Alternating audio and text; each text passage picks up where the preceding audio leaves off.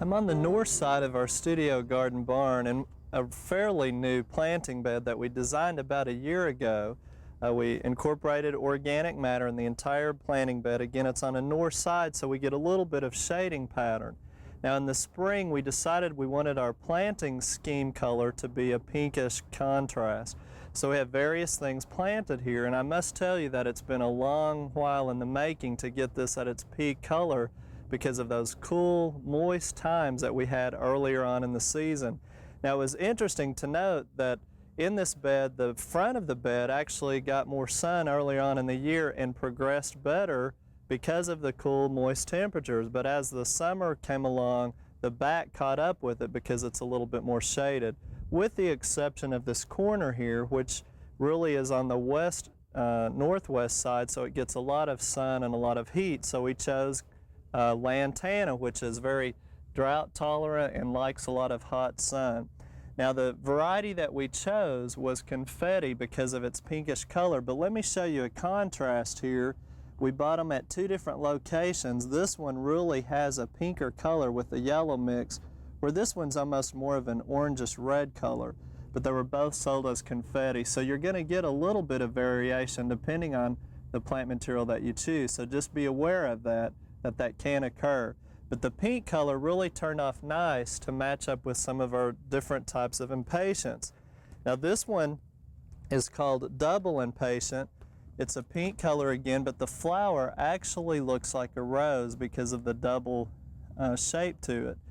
You'll notice that it's a pretty tall plant. I think we've cut it back maybe one time, but it could use another trimming, although the height of the color is really just now starting to show up.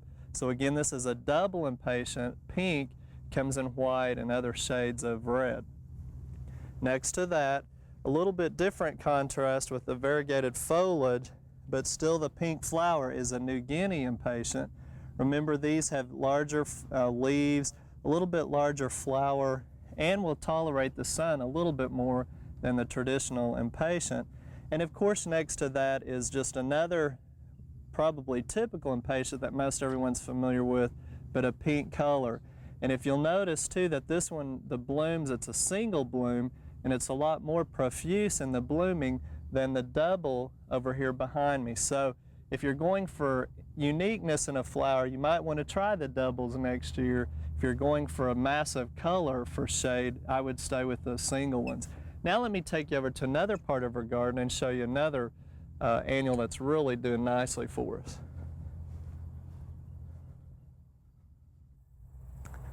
One practice that we talk about often in our vegetable garden is rotation, where we rotate out members of the same family season after season so we don't build up any kind of pest problems in that planting bed.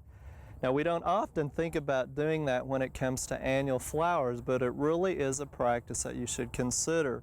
For example, here we grew impatiens last year because of our pine tree in a partially shaded area. And instead of finding something that we had success with last year and planting it season after season, we're experimenting with a few other annuals that will also do well in partial shade. And one of the ones that we found this year is Coleus. Now, people have tried to plant Coleus out in full sun, and with our winds and hot temperatures, a lot of times they'll scorch on us. But under a partially shaded area, you can tell that they are very happy in this location. Now we have gone in and deadheaded the flowers because they're really not a very showy part of the plant. We grow them more for the foliage. So they really need to just have the shears go in and shear them back probably 4 inches because there's a lot of flower spikes coming out. But notice how we've kept them a little bit lower. Now part of that is a cultivar here in the front.